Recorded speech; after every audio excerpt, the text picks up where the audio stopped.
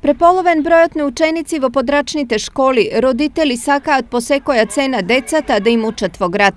Типичен пример за ова е состојбата во подрачното училиште Тоша Арсов во Штипската населба Македонка.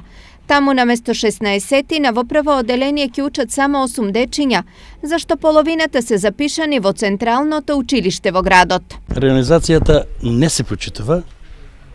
Значи, одреден број на ученици кои што гравитираат во овој дел, треба да доаѓаат тука да посетуваат наставата, меѓутоа тие самите одлучуваат каде ќе посетуваат настава, најчесто одат во централното основно училиште, тоа се од населба Балканска и населба Железничка. Желбата децата да учат во градот општината досега ја чинеше пари зашто превозот беше на државен трошок.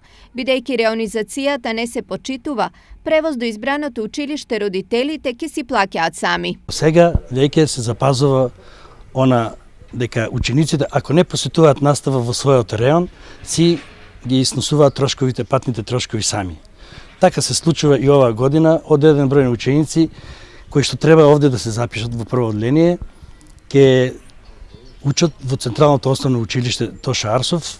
Зошто по секоја цена децата да учат во центарот на градот е прашање ако се земе предвид дека токму училиштето во Македонка е реновирано пред 4 години и ги има сите потребни услови за настава. Имаме парно, имаме пархет, имаме прозорци и врати кои што е најбитно за затоплување на училиштето, значи идеални услови, имаме мултимедијална училница пропратена со прожектори, со компјутери, лаптопи, така да сите услови се запазени.